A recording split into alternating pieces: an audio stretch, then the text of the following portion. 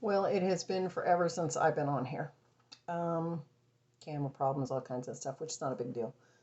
So I thought this time what I would talk about was pre-existing conditions that you may have before you get a transplant.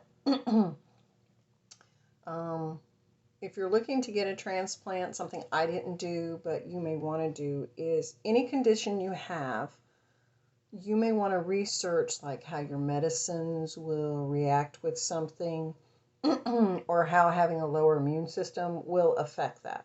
So let me give you one of my examples.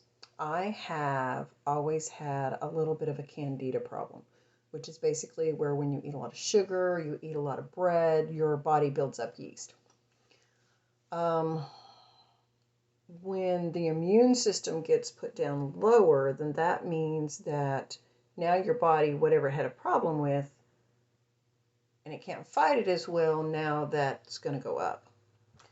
So sugar is something I have to be very careful of. If I eat too much sugar, which I've got it pretty much under control, but have those days where chocolate cake with cream cheese icing, ice cream. I love ice cream, coffee ice cream, mint chocolate chip ice cream. So I have to be very careful of that because if I eat too much, I can get thrush. I can get like an issue within the intestines where there's too much yeast there.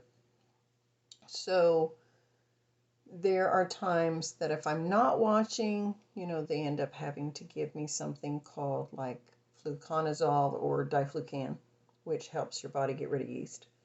Or there are times I've had to use nystatin. It's a liquid that helps you get rid of thrush, but then also can help in other areas of the body.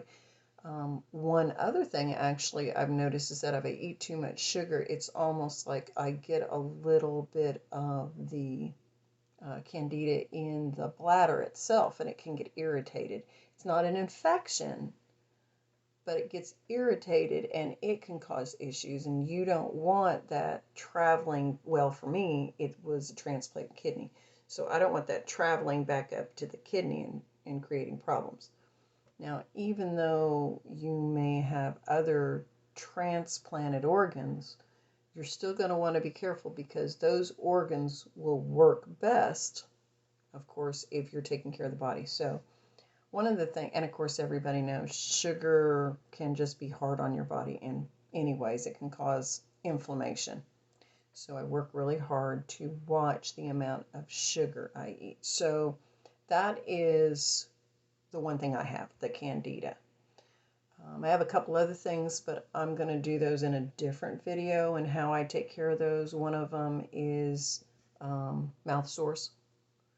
And then the other thing is epilepsy, because some of the medications I take actually affect the medication I take for my epilepsy. So again, if you are on the list for having a transplant, do some research on other things that you deal with so that when the time comes and you get that transplant, you are prepared. You know how you want to handle these other things too. So I just wanted to share that as one of my videos. I hope everybody has a good day. If you're on a transplant list, hang in there.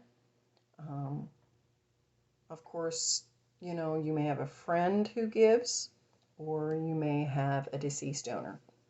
And again, to those families out there who have had a family member who gave for, it was a deceased donor, thank you. Thank you for being there for someone else. And then again, don't forget on the back of that driver's license, you got that little check mark you can put so that you can help other people, because there are several organs that can be used for that. But everybody have a beautiful day, and thank you for listening.